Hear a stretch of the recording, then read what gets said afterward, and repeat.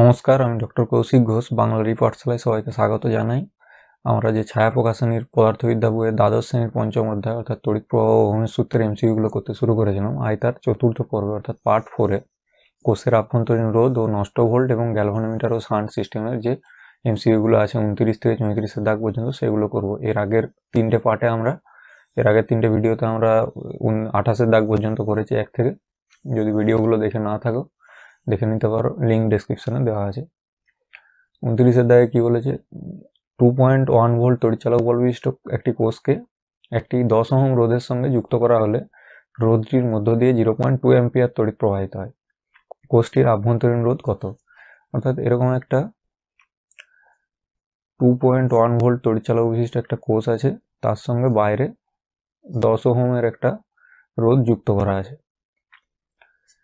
আর এর তড়িৎচালক বল হচ্ছে 2.1 ভোল্ট, ই সমান দেওয়া আছে। তাহলে আমাকে বলেছে যে আর রোধটির মধ্য দিয়ে 0.2 অ্যাম্পিয়ার তড়িৎ প্রবাহিত, অর্থাৎ এই যে তড়িৎটা প্রবাহিত হচ্ছে এটা 0.2 অ্যাম্পিয়ার। তাহলে এর মধ্য দিয়েও 0.2 অ্যাম্পিয়ার তড়িৎ প্রবাহিত হয়। আমাকে বার করতে বলেছে কোষের আভ্যন্তরীণ রোধ, সেটা যদি স্মল আর ধরে নিই সেটা আমাকে বার করতে বলেছে। তাহলে আমরা কি জানি, আই সমান কি লিখতে পারি এই বর্তনীর ক্ষেত্রে, যে প্রবাহটা, এই আই যে প্রবাহটা অর্থাৎ যেটা 0.2 অ্যাম্পিয়ার দেওয়া আছে আমার, এই প্রবাহটা সমান আমি কি লিখতে পারি, তড়িৎচালক বল আপন মোট যে রোধ 10 ওহম বাইরে আছে আর ইন্টারনাল রেজিস্ট্যান্স ধরে নিয়েছি, আভ্যন্তরীণ রোধ আর ধরেছি, তাহলে 10 প্লাস ই ওয়াই, এটাকে যদি আর বলি, জেনারেল সূত্রটাই প্রথমে লিখছি, আর প্লাস আর। তাহলে ইটা কত দেওয়া আছে 2.1, আর কত 10, স্মল আর আমাকে বার করতে পারে, এটাও দেওয়া আছে 0.2। এটা করলে কত আসবে, আর সমান এই ক্যালকুলেশনটা করলে আসবে হাফ আসছে, অর্থাৎ 0.5 ওহম। এখানে হচ্ছে ডি এর অপশনটা সঠিক উত্তর। এবার গেল যে ই তড়িৎচালক বল বিশিষ্ট একটি তড়িৎ কোষের আভ্যন্তরীণ রোধ আর কোষটি আর মানের একটি বহিরোধের সাথে সংযুক্ত করা হলো, আর স্মল আর মাঝ লেস দেন ক্যাপিটাল আর বলা আছে, অর্থাৎ আভ্যন্তরীণ রোধটা নগণ্য বলা আছে বহির্বর্ধনতে যে রোধ আছে তার সাপেক্ষে। তাহলে আর রোধের প্রান্তীয় বিভব প্রভেদ কোন লেখাটি দ্বারা প্রকাশ পায়? অর্থাৎ এখানেও এরকম একটা বর্তনী আছে যেখানে বাইরে একটা আর রোধ যুক্ত আছে, ই তড়িৎচালক বল আর এর আভ্যন্তরীণ রোধ স্মল আর। তাহলে বলছে যে প্রান্তীয় বিভব প্রভেদ অর্থাৎ এর আর এর মধ্যে যে ভিটা হবে, সেই ভি ভার্সেস এই আর এর যে লেখচিত্র সেটা কি হয়। ভি আর আর এর মধ্যে সম্পর্কটা কি হয় দেখে নেওয়া যাক। ভি সমান আমরা কি জানি, ভি সমান কি হবে, এই বিভব প্রভেদ সমান কি হয়, তড়িৎচালক বল মাইনাস নষ্ট ভোল্ট অর্থাৎ আই ইন্টু স্মল আর, কোষের যে আভ্যন্তরীণ রোধ গুণিত যে তড়িৎ প্রবাহ হচ্ছে যেটা, এটা যদি আই হয়, তাহলে এটার থেকে আবার আমরা লিখতে পারি আই সমান কি দেখলাম একটু আগে লিখেছিলাম, আই সমান কি লিখেছিলাম, ই বাই আর প্লাস আর লিখেছিলাম। কি হবে, তড়িৎচালক বল বাই বর্তনীতে যে মোট রোধ আছে, এখানে আর আছে, এখানেও আর আছে, তাহলে ই বাই আর প্লাস আর হবে এটা। আর এখানে একটা অলরেডি আর ছিল, তাহলে এটা ক্যালকুলেশনটা করলে কত আসবে, E into 1 minus r by r plus r.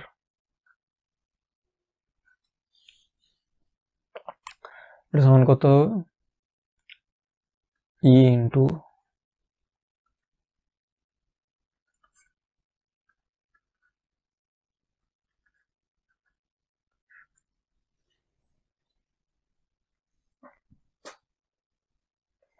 এটা লিখতে পারি আমরা, এখানে যদি এখান থেকে যদি আমরা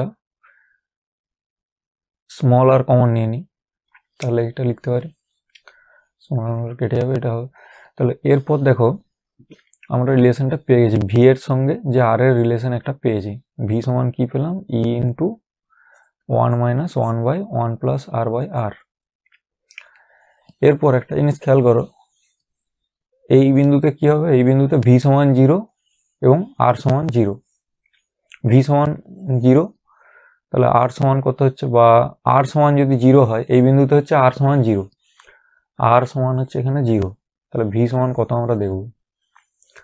প্রথমত তো স্ট্রেট লাইনগুলো হবে না, কারণ এটা মোটেও স্ট্রেট লাইনের ইকুয়েশন আসে না, ওয়াই ইজগুলো তো হবেই না। তো এখানে দেখা যাক আর ইজিক্যাল টু 0 বসিয়ে, এরপর একটা কার্ভ এখানে অরিজিন থেকে শুরু হয়েছে, একটা একটু উপর থেকে শুরু হয়েছে, এই দুটো বাকি দুটো কার্ভের মধ্যে। তো দেখা যাক এই অরিজিন মানে এখানে আর ইজিক্যাল টু 0, সেখানে ভি সমান কত হবে, E into 1 minus 1 by 1 plus r is equal to 0, 1 plus 0, তার মানে 1 মাইনাস 1 হলো অ্যাকচুয়ালি এটা, তাহলে ভি সমান কত হলো 0, তাহলে আর ইজিক্যাল টু 0 তে আমরা কি পেলাম, ভি সমান 0। তাহলে যেটা অরিজিন থেকে শুরু হয়েছে অর্থাৎ আর ইজিক্যাল টু 0 তে ভি ইজিক্যাল টু 0 আছে যে গ্রাফটার, সেটাই আমার সঠিক হবে, অর্থাৎ 2 এরটা এখানে হচ্ছে আমার সঠিক, সি এরটা এখানে সঠিক উত্তর। 31 দেয় কি বলেছে, তড়িৎ বর্তনীতে গ্যালভানোমিটারের সঙ্গে শান্ট যোগ করা হয় কেন? গ্যালভানোমিটারের প্রবাহ মাত্রা কমানোর জন্য, যাতে গ্যালভানোমিটারে বেশি পরিমাণ প্রবাহ গিয়ে গ্যালভানোমিটারটাকে ক্ষতিগ্রস্ত না করে, সেই জন্য একটা শান্ট যোগ করা হয় গ্যালভানোমিটারের সঙ্গে। এখানে ডি এরটা হচ্ছে এখানে সঠিক উত্তর হবে। এরপরে কি আছে, 100 ওহম রোধের একটি গ্যালভানোমিটারের সমান্তরালে 1 ওহম রোধের একটি শান্ট যোগ করা হলে মূল প্রবাহের কত অংশ গ্যালভানোমিটারের মধ্যে দিয়ে যাবে? মূল প্রবাহের কত অংশ জিজ্ঞেস করেছে, 1/99, 1/100, 1/101, 1/98 বলেছে। অর্থাৎ মূল প্রবাহের যত অংশ শান্টের মধ্যে দিয়ে যায় সেটা হচ্ছে শান্টের কর্মদক্ষতা 1/n হয়। এখানে বলা আছে আমার 100 ওহম রোধের গ্যালভানোমিটার, অর্থাৎ জি সমান দেওয়া আছে 100 ওহম, আর সমান্তরালে 1 ওহম রোধের শান্ট দেওয়া আছে, মানে এস সমান 1 ওহম বলা আছে। তাহলে এনটা যদি আমি বার করে নিই, দিয়ে যদি 1/n বার করে নিই, সেটাই আমার উত্তর হবে। তাহলে আমরা কি পড়েছিলাম একটা সূত্র, যে S is equal to G by N minus 1, S is equal to G by N minus 1 পড়েছিলাম।